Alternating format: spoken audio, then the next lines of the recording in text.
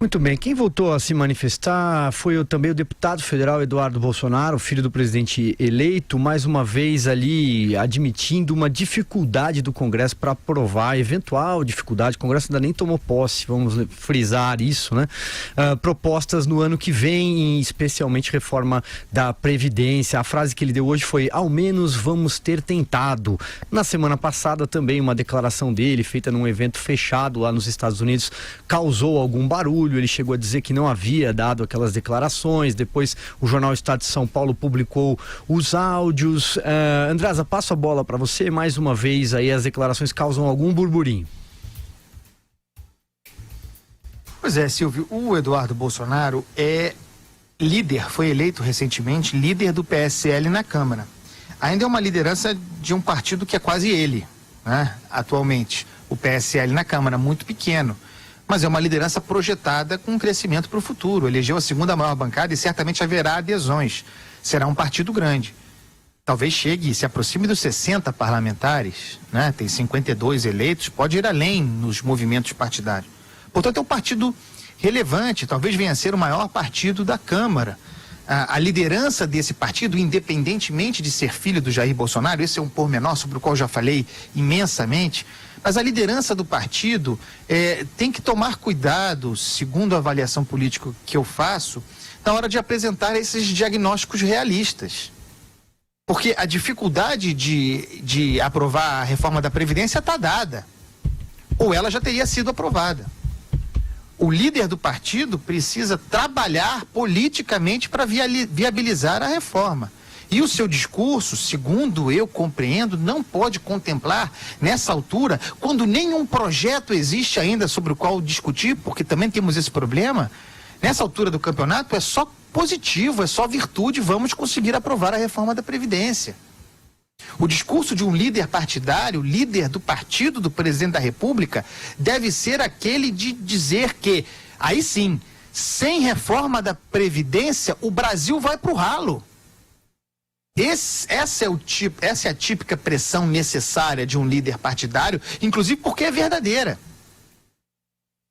Dizer por aí que não será fácil, que vai ser difícil, mas teremos tentado, isso me parece uma obviedade. O líder do Michel Temer pode dizer a mesma coisa, o líder do MDB pode dizer a mesma coisa, e daí? O que isso colabora para o ambiente do debate atual, no momento que se forma o governo e que há uma apreensão muito grande relativa a esta reforma? É a segunda vez em uma semana que o Eduardo Bolsonaro, à parte o fato de ser filho do Jair Bolsonaro, líder do PSL, eu insisto, dá uma declaração dessa natureza, pessimista. Uma coisa é não aprovar a reforma da Previdência em situações adversas, hostis, como aconteceu com o Michel Temer. Outra, de impacto incalculável, é não conseguir articular politicamente a aprovação dessa reforma num ambiente favorável como o Jair Bolsonaro encontrará no Congresso em 2019. Então, se o cenário é positivo, se o clima é positivo, se o cara tem capital político, é bom seus aliados venderem otimismo.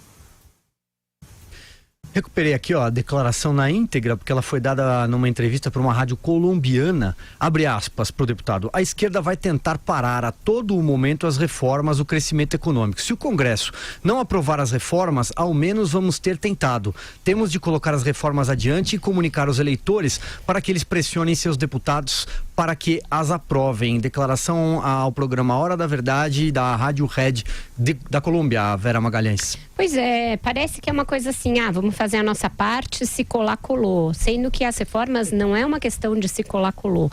Elas são um ponto fulcral do governo Bolsonaro. São o que vai definir, na verdade, a despeito de toda mudança de ordem política, a guinada ideológica que se esteja programando, com todas essas questões, elas são secundárias diante da necessidade que é urgente e imediata de se fazer reformas que coloquem o país no trilho fiscal.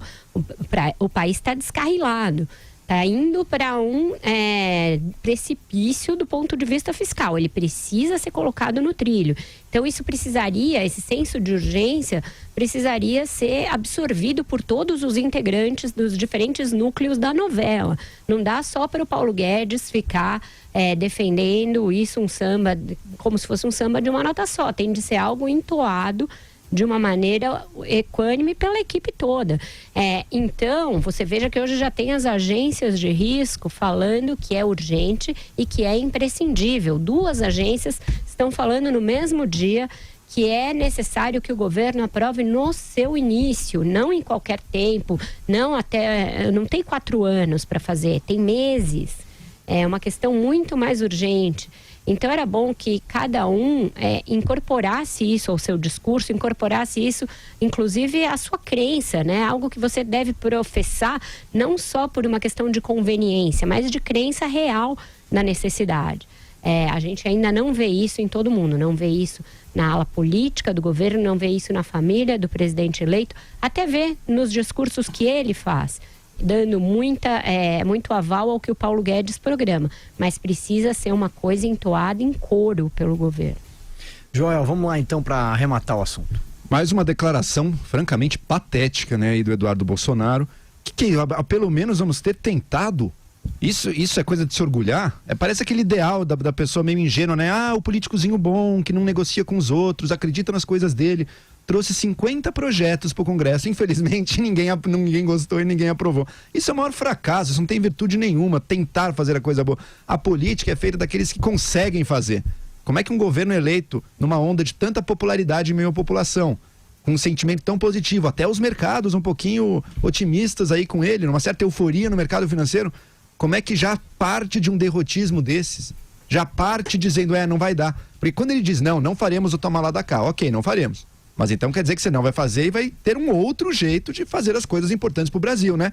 Parece que estão dizendo, não, eu não vou fazer o toma lá da cá e, portanto, também não vou conseguir fazer o que o Brasil precisa. Daí é uma derrota absolutamente patética e, olha, a economia brasileira vai depender, como a Vera bem pontuou, desse ajuste fiscal. Não vai ser pela reforma da Previdência, vai ser pelo quê? É muito difícil encontrar outro corte fácil e gordo, que vai de uma vez só, sabe? Como uma reforma da Previdência faria. Muito difícil ver alternativa a isso. Então, quer dizer, vai ter que ter alguma reforma da Previdência. Acho que o próprio Jair Bolsonaro, né? Lembrando que o filho dele, a gente ainda não está numa monarquia, não sei por quanto tempo, mas ainda não estamos numa monarquia, então não é um príncipe real. O próprio Jair Bolsonaro parece que se convenceu sim da importância dela e que alguma ele vai tentar. Só que mesmo dele, quando a gente vê as declarações, ele já está dizendo, não, essa é muito agressiva, muito dura com o trabalhador, né? Então, será que a gente vai ter uma reforma muito mais minguadinha do que essa que o Temer deixou? Que já é bastante pasteurizada, hein? Lembrando que passou por muitas rodadas aí. Será que a gente vai ter uma reforma menos do que essa? Num Congresso, que o clima do Congresso, do próximo Congresso, parece que é mais favorável, ao menos do ponto de vista ideológico, a uma reforma da Previdência?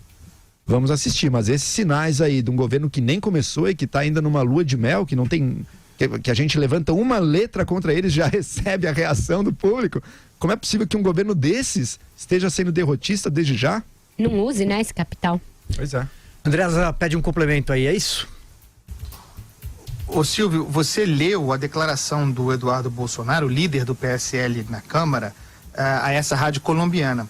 Nela vaza, mais uma vez, um cacuete que é herdado da retórica eleitoral, ainda não superada, presente nas falas de Eduardo Bolsonaro, mas também de muitos bolsonaristas, inclusive do próprio Jair Bolsonaro, com frequência. É uma convicção disfuncional. Essa de que a pressão do eleitor, a pressão do cidadão ao Congresso pode resolver o problema no lugar da articulação política, no lugar da atividade política.